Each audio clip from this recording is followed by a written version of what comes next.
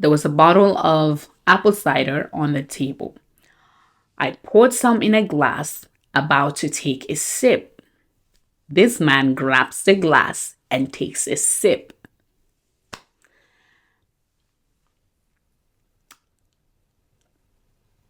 That was my reaction. Ladies and gentlemen, welcome back to the Mudo's Castle. I am the queen of the Mudo's Castle. By the way, if you are new here, please do yourself a favor and subscribe because we keep you entertained.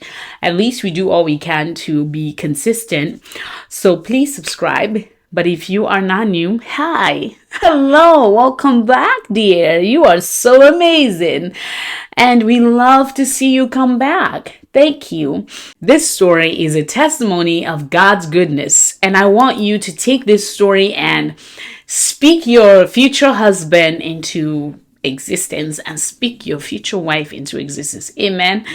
Amen. So, how did my husband and I meet? How did we create this amazing castle? Because this castle started off with my husband and I, and then now our daughter. So how did we create the castle? What transpired? And I'm about to get into the details. The truth is, our love story is not like every other person's love story. You know, we met, we talked, we broke up, we didn't do any of that. Okay, we met, dated a bit. I told him I don't want to talk to him ever, and then we talked again, got engaged, got married, had a baby.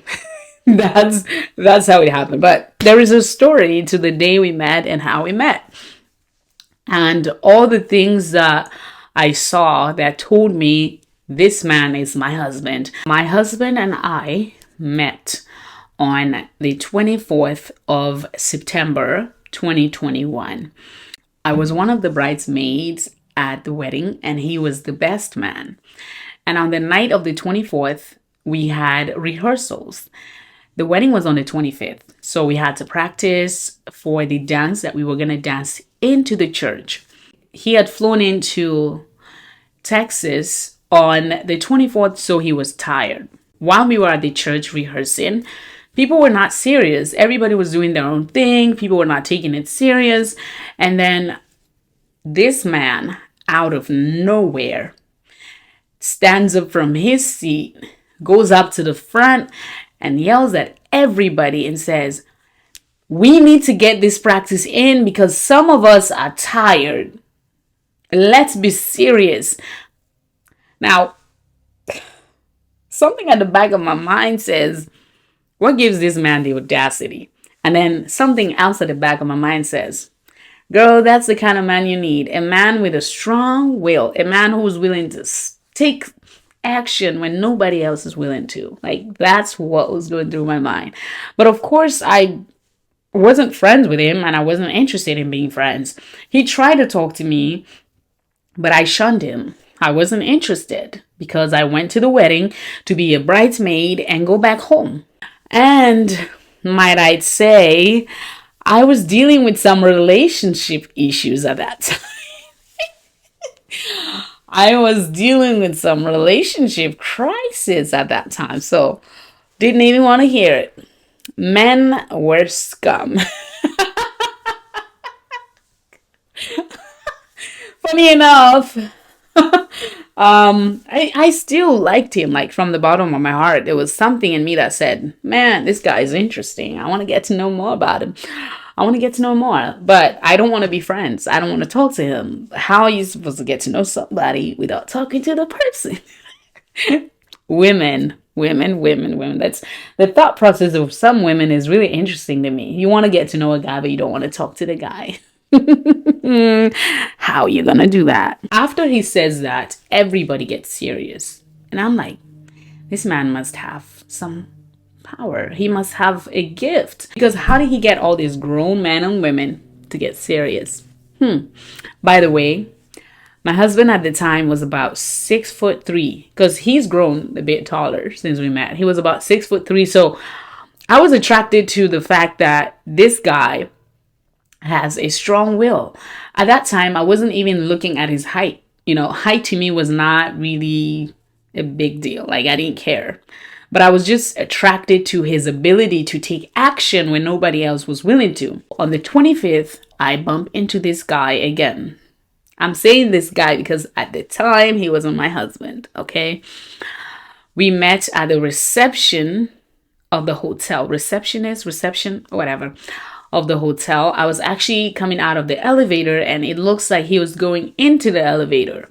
So I was going downstairs. My husband, my now husband, whom then was just a random guy I met, looks at me so close. And he's looking. And he's way up there and I'm way down here. I'm wearing low shoes, no heels. And he's like, did we meet yesterday? I mean, that was him telling me I look extremely beautiful because I had just finished doing my makeup. So I was like, yeah. He's like, you look different. And then he's smiling. I went my way, he went his way. But a few minutes later, I went back upstairs to my room with the other ladies, got dressed, and went to church.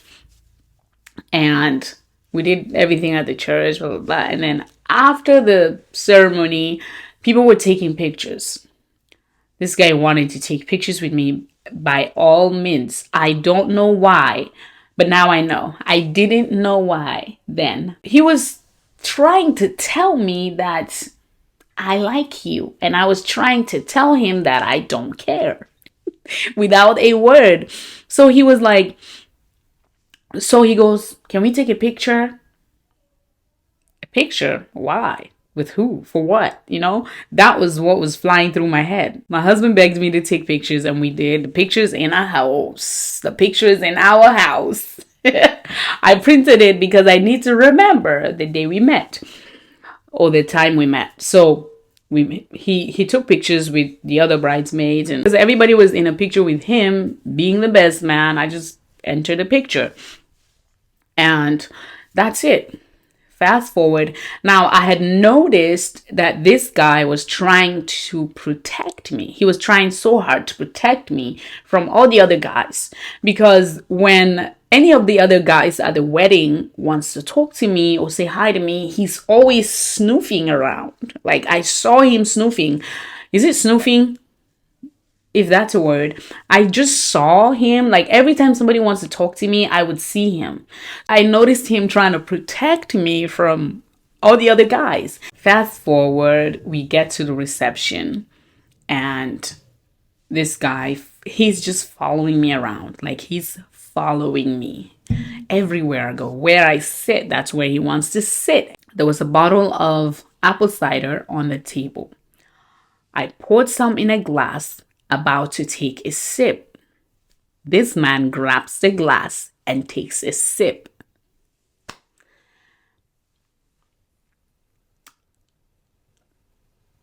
That was my reaction. Like, how in the, what the, everything was going through my head. Like, why is this guy so comfortable around me? What is your problem? Like, I even told him to leave me alone. Like, stop bodyguarding me. I am not your little sister. But he didn't stop. So I decided to make good use of it. I asked him for a ride to go back to the hotel and change. When we went to the hotel, I went to my room, changed, came out, and I was like, okay, can you help me with my zipper? That was his reaction. He helped me with my zipper. And I went back to the room, finished up, and came out. He said, you look beautiful. I was like, thank you. I accepted it.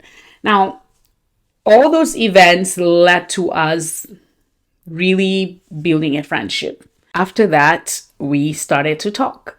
Okay. At some point, we exchanged numbers. But that's just it. That's how we met.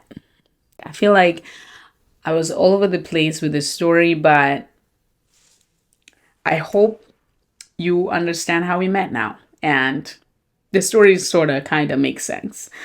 We don't have like a fancy love story, boy meets girl kind of story. Nope. That's our story. Simple and plain.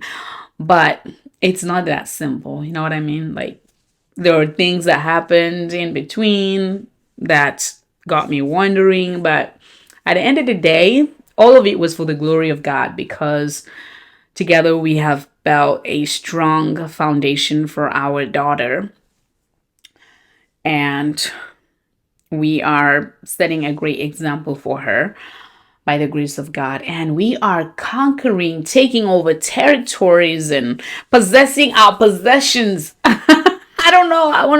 I want to preach, but this is not a sermon.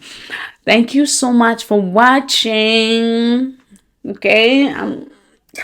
I can't believe I just told that story. Yeah, that's the story about how we met. I don't know how I'm going to edit this video, but okay. Don't forget to subscribe, like, comment. Okay.